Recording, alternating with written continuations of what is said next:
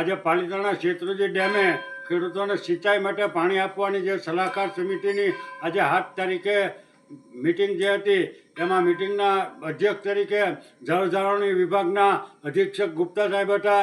બંને તળાજા અને પાલિતાણાના ધારાસભ્યશ્રી હતા. માર્કેટિંગ યાર્ડના પ્રમુખ હતા તળાજાના, અને ખેડૂત આગેવાનો હતા, અને મંડળીના અનેક પ્રમુખો હતા.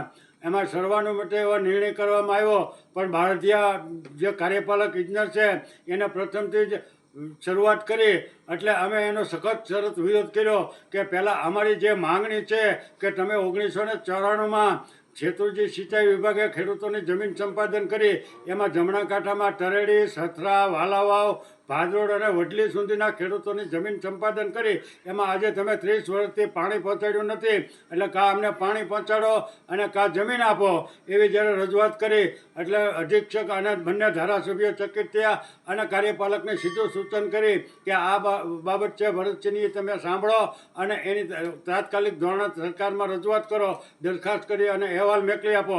એટલે જમીન જો પાણી ન આપી શકતા હોય તો ખેડૂતોને જમીન પરત આપવી પડે. ત્યાર પછી ભારતીયએ જ્યારે સૂચન કર્યું કે પાણી છે એ રિઝર્વ 18 ફૂટ રાખવાનું, 15 ફૂટ રાખવાનું છે, એટલે અમે એનો સખત વિરોધ કર્યો. અને ત્યારે બંને ધારાસભ્યોએ પાણી રિઝર્વ પીવા માટે આપવું જોઈએ એવી ફરજ છે, એટલે અમે એનો સખત વિરોધ કર્યો કે તમારે જે કરવું એ કરો, તમે આખો ડેમ 34 ફૂટ રિઝર્વ રાખો, 19 ફૂટ ને 18 ફૂટ ને 25 ફૂટ ને એવા ફટવા તમે બંધ કરો, તમે તારે આખો ડેમ રિઝર્વ રાખો. પણ ખેડૂતોને વૈશાખ મહિનાની પૂનમ એટલે કે આશરે એપ્રિલ મહિનાના અંત સુધી તમામ બંને કાંઠાના ખેડૂતોને તમારે પાણી પૂરું પાડવું પડશે.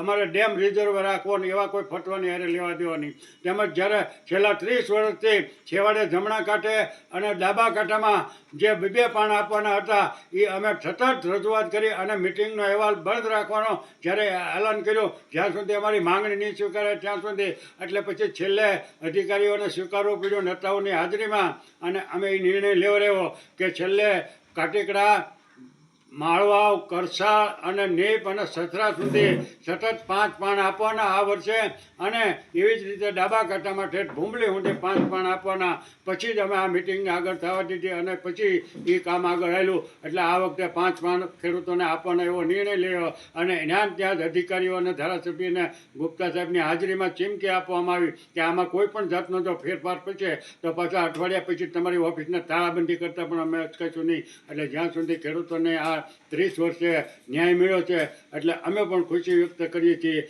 અને બાકીના જે કેનાલના કામ છે એ કાલ સવારમાંથી તમામ કામ એને શરૂ કરી દેવાના છે, બારીઓ કે દરવાજા કે કેનાલનું રિપેરિંગ કામ. એટલે આજ સૌથી સારામાં સારું 2015થી આંદોલન કરતા હતા, એમાં આજે થોડોક ઉકેલ આવ્યો.